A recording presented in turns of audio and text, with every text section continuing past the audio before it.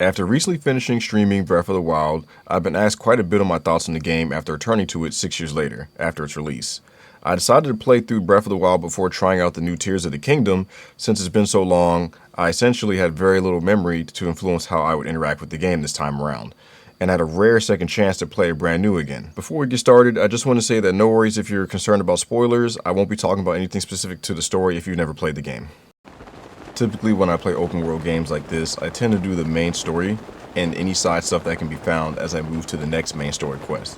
But this time around, I decided to explore more of the world, and I found a lot of engaging things I missed through my first playthrough, like talking to NPCs more who provide lore to the game, or just hidden caves I'd never noticed before that had shrines hidden inside of them, which made me realize just how much thought and effort was packed into this game when it first came out. I didn't really stop to take in the scenery 6 years ago, but I did this time around, and not to sound corny, but the imagery really is breathtaking, or at least amazing to look at for a few moments.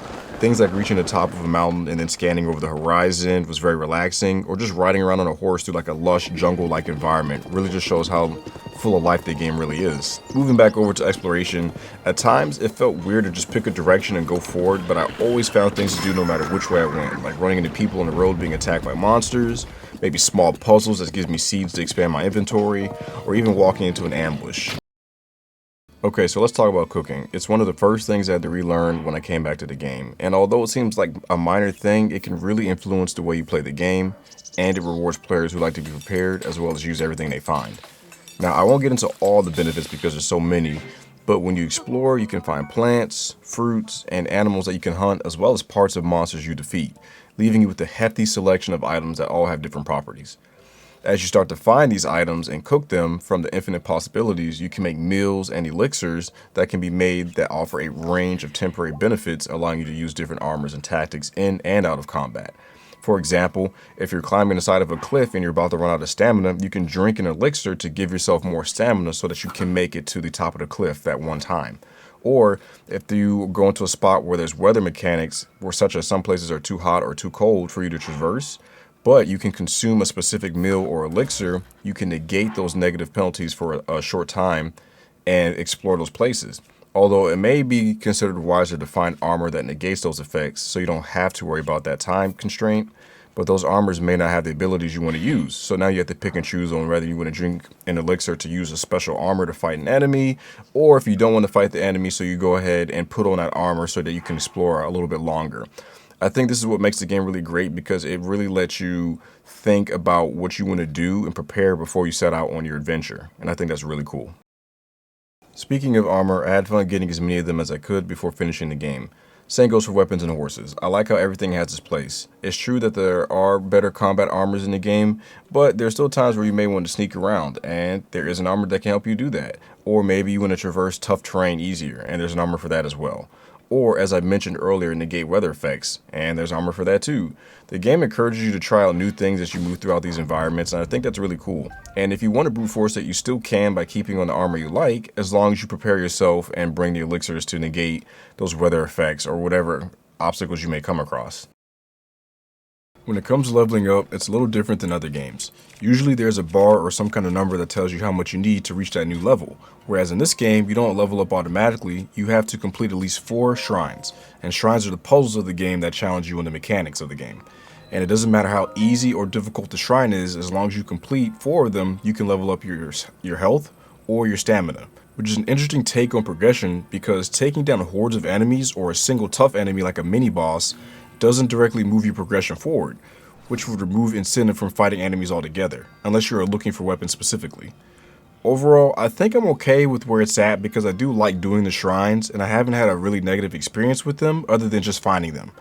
It would be nice if there was some kind of token or something that you could, like some kind of progression you could build up from fighting enemies that would eventually equate to that of doing a shrine. That way, there's some kind of incentive to fight enemies as you see them.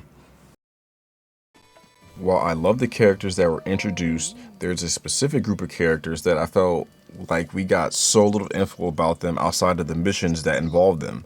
And I'm trying not to say their names for spoilers purposes for anyone who's never played the game.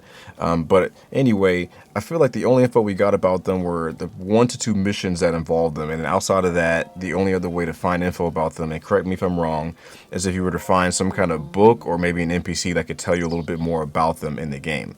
I personally much more prefer the cutscenes, which there's like one cutscene for each person that I'm thinking of that you get after you complete their mission. But if you do the DLC, there's also another cutscene, and I believe then there's another side game, a prequel game called Age of Calamity, where you may be able to get more info. I haven't finished playing that game yet, but I really prefer the cutscenes. It really flushes out the character, and it really gives them personality versus just reading text on a screen. But all in all, I love the design behind the characters, and I love all the lore that surrounds them. And I really do enjoy them. It felt a bit dry. I didn't feel like I got as much as I wanted to when meeting and learning about these characters. Getting into combat, at its most basic form, could be compared to Dark Souls if you've never played a Legend of Zelda game, but in all honesty, it flows much better depending on what you fight. The moves per weapon aren't great in terms of variety, but there is enough different weapons to not get bored too quickly. The game doesn't just hand you the blueprint of fighting, so you have to use your creativity to get the most out of a fight. And there isn't any ability tree either, so although the base fighting feels okay, I feel pretty limited with Flurry Rush being my only offensive option and parrying being my defensive one. And dodging is somewhat of a mix of both, because you dodge to get the Flurry Rush or you just dodge to not get hit. Both are pretty solid, but can get stale over time unless you seek out other ways to fight. So for mini boss and standard boss enemies, there's a lot of decision making that goes into those fights, and they feel good. But fighting the more common enemies, which are, 90% of the game, maybe 80, I'm not sure, require very little thought. I can just run up and spam attacks and they'll fall to the pressure. I will say that there are rare instances where there are a great number of enemies, which then makes things more interesting, as I now have to dodge and can't rush down a single enemy. And those type of fights can be very fun. But if it's just 2 to 4 enemies, which is pretty common, then it's not that exciting, and most of the time I'll just run right past them or ignore them altogether. DLC was great. Nintendo continued to show unique shrines and challenges. I don't want to spoil anything, but let's just say that fighting the bosses in the DLC was challenging because you had to approach them differently than fighting the previous bosses in the main game, which I loved. I got to experience an iconic boss fight at the end of the DLC, and the reward for finishing the DLC was the icing on the cake. I had so much fun using that special item while wrapping up the rest of the game, which I won't spoil it for you because if you haven't played it, I definitely want you to be surprised when you see it. I 100% think it's worth picking up if you haven't tried it already. The final boss fight builds off all the other fights, essentially being a final test of everything you've learned through your journey, and is indeed a tougher fight. While I enjoyed seeing my knowledge from previous fights not go to waste, I think in hindsight it would have been cool to have learned one more thing while fighting the final boss. Nonetheless, I was able to first try the fight while I had disabled abilities that make the game easier. But the build up to the fight, as well as the setting in which it took place, was incredible, and that alone made it worth revisiting and doing it one more time. My final thoughts are that this game is definitely worth revisiting, especially if you were thinking about playing the next installment, which is Tears of the Kingdom, or just buying if you've never played Legend of Zelda game before. It offers so many things to do and see, a multitude of things to collect and fight, tons of lore, and an overall different experience than you'll get out of most other open world experiences. I had fun, and I think you will too. I'm thankful I had a second chance to go back and play without remembering much, and I hope this video convinces you to give the game a shot. If you liked the video, consider dropping a like or a sub. I appreciate you sticking around this long. Have fun and stay safe out there. Bye.